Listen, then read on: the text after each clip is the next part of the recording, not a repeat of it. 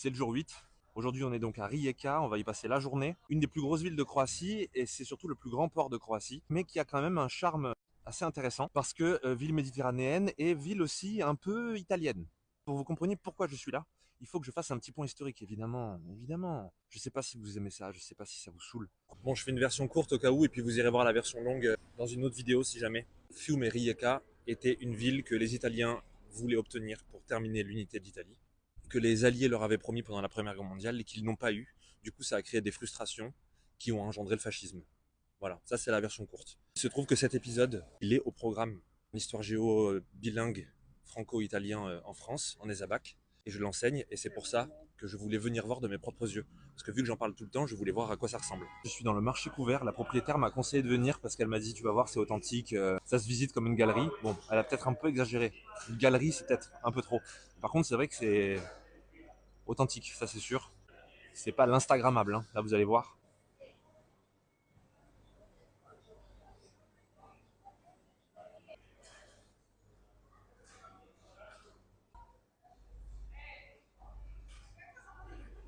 Là je peux vous dire que ça fume et ça picole à l'intérieur. Il n'y a pas de loi E20, il n'y a pas de... Non, non, non. Ici on fume et on écrase la clope directement dans le beefsteak là.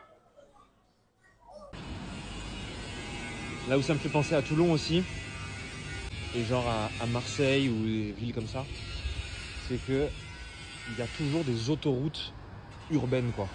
Là je suis en centre-ville, il y a une 4 voies, il n'y a même pas de passage piéton, il y a un tunnel carrément.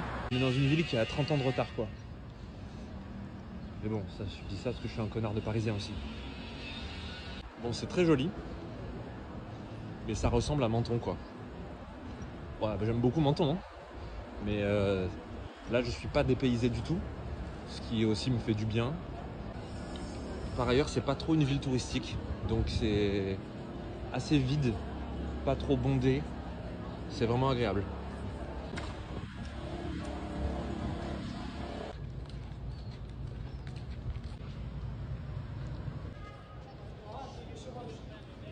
Bon, c'est probablement la ville la plus pauvre que j'ai vue de mon voyage, mais c'est aussi la moins touristique. Et donc c'est celle qui fait le plus authentique, je dirais. Pour vous donner une petite idée de comment elle est foutue la ville, si vous êtes déjà allé dans les villes qui sont genre entre Nice et Gênes, les villes de Ligurie par exemple, donc c'est des villes qui sont bloquées entre la montagne et la mer, sont vraiment construites le long du littoral, au pied des montagnes, ce qui fait qu'à peine vous prenez, à peine vous dépassez les 2 rues parallèles à la mer, vous êtes déjà en train de monter, comme ça s'entend à mon souffle. Parce qu'immédiatement vous êtes dans les hauteurs. Genre des villes comme San Remo par exemple, ça ressemble à ça. Là je suis dans un parc sur les hauteurs de la ville, il y a personne en fait. Je vais juste me casser, je pensais qu'il y avait une belle vue mais non. Aussi on n'est plus du tout dans la même culture. C'est-à-dire que vous savez en Suisse et en Autriche il fallait pas que je traverse au rouge. Tout le monde tirait à 4 épingles et tout. Là c'est vraiment chacun pour soi et Dieu pour tous. On traverse quand on veut, quand on peut. La notion même de passage piéton est déjà un peu trop contraignante.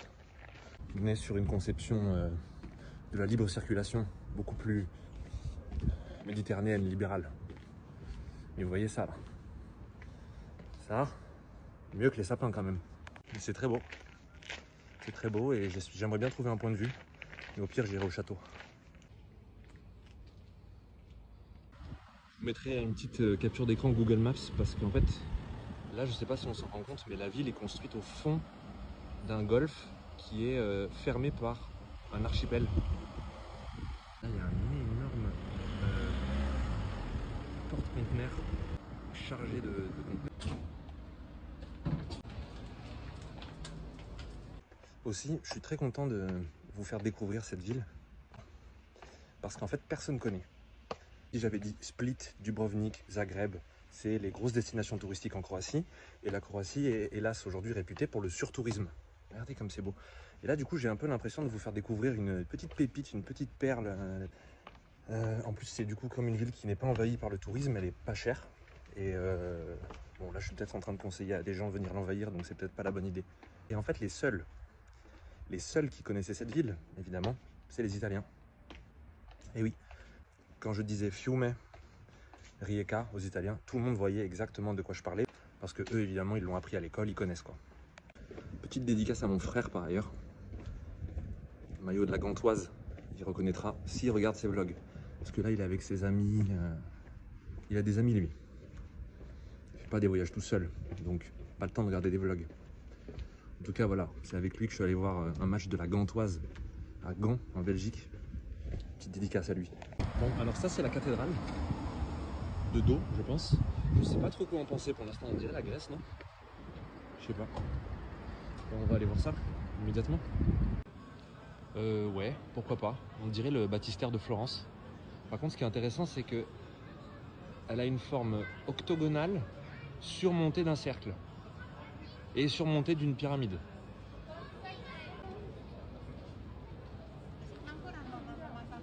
Oui, vous n'avez pas eu votre dose d'église baroque aujourd'hui. Je sais. Je vous entends crier d'ici en me disant mais quand est-ce qu'on entre, quand est-ce qu'on peut voir? Ça fait trop longtemps qu'on n'a pas vu une église baroque. Allez là, on va entrer dedans, on va aller voir.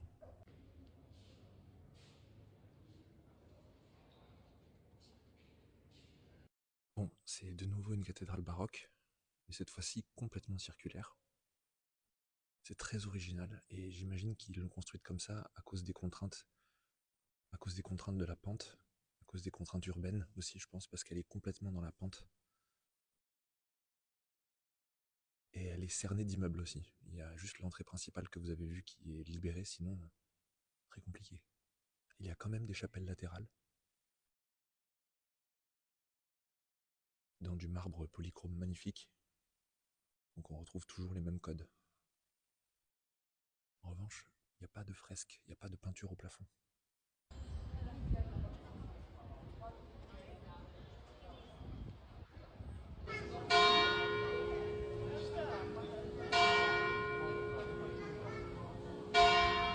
Là, on est devant l'église de l'Assomption et la tour penchée.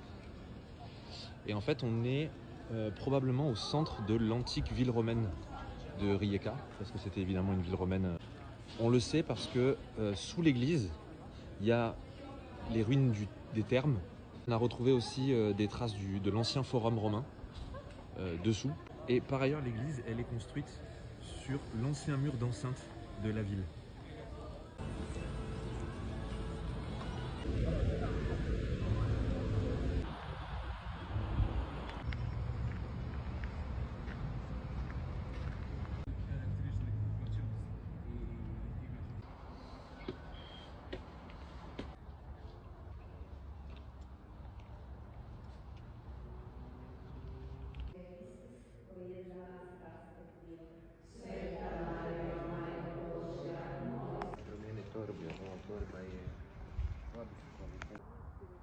Bon là je suis arrivé au sommet de la colline où il y a le château, mais il y a aussi un très joli monastère. Je me disais l'église est un peu bizarre, mais en fait c'est parce qu'elle est rattachée à un couvent. Dans mon imaginaire, l'architecture yougoslave c'était vraiment ça. Et en fait j'en ai pas vu tant que ça, mais vraiment cette forme de clocher avec ce toit vert, la façade blanche, les tuiles rouges. Voilà, la ville elle s'étend en fait dans le vallon que vous voyez en bas. Mais immédiatement c'est les montagnes, donc après elle s'étend sur la côte là-bas, comme je vous disais à propos de San Remo.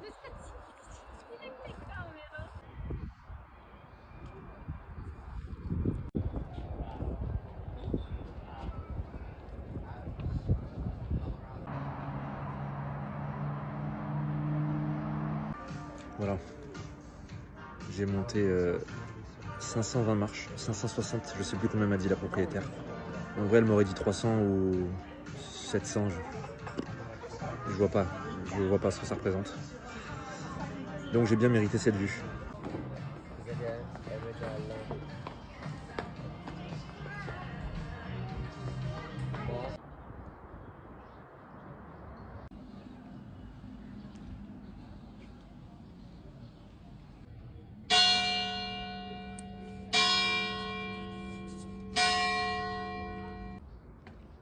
Là, me dites pas qu'il pourrait pas y avoir un petit funiculaire. Franchement, jusqu'en bas là, ce serait fou, ce serait magnifique, avec cette vue. En fait, quand je dis qu'elle a 30 ans de retard, je veux dire qu'il y a 150 000 habitants, et je pense qu'avec avec autour il y a encore plus.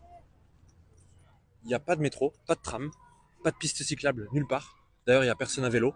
Alors que dans les autres villes, il y avait des vélos partout, même des trottinettes et tout. Là, c'est full voiture, c'est voiture partout là. Bon, c'est pas grave, hein.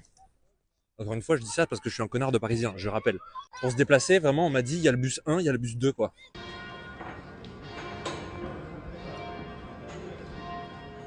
L'avenue principale s'appelle le Corso. Moi, on est sur l'influence italienne Corso. C'est ce que ma mère me faisait très justement remarquer. Là, ça veut dire le boulevard. L'avenue, en tout cas, le cours, en fait, hein, littéralement, le cours central. Genre ça, là. Là, il y a plein de restaurants, là, le long. Et là, il y a ce truc. Tout ça, ça dégage, on met des arbres, des trucs pour les vélos, on met ça complètement piéton. Là, qu'est-ce que c'est que ce merdier, là? Alors qu'en plus, c'est magnifique. D'ailleurs, hier, je disais que ça, c'était moche. Mais en fait, moi, j'aime bien. Hein. Je trouve que ça a vraiment du charme, les ports industriels comme ça. J'irai pas non plus me balader dessous. Mais... Ah tiens, une autre ville à laquelle ça me fait penser. Surtout ce morceau-là. Et ça, là-bas. Lisbonne, un peu, non? Je sais pas. Je tente des trucs, hein. Et là, je goûte ça. Elle m'a dit que c'était du paprika. Et en fait, j'ai compris après que paprika en slave et en hongrois, ça veut dire poivron.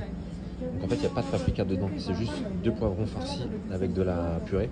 Le plat est gigantesque. Et juste avant, elle m'a servi une soupe de fruits de mer. Dernière nuit à Rijeka. Ce soir, on remballe. Demain, départ à 11 h, le train, pour Trieste. C'est passé hyper vite ici. Je sais pas pourquoi. Bon, déjà parce que j'ai plus dormi qu'ailleurs. J'ai adoré Rijeka. Pourtant, c'était pas la plus belle ville, pas la plus propre, pas la plus faite pour les touristes, mais j'ai beaucoup aimé. J'ai beaucoup aimé le mood maritime, ensoleillé, pas beaucoup de monde. Les Croates sont très sympas. Ils ont l'air un peu plus rugueux que les Slovènes quand même. Bon, après je dis ça, vraiment, je suis resté 24 heures, donc bonne nuit, et demain journée voyage, et on passe en Italie, ça y est, enfin l'Italie, allez, bonne nuit.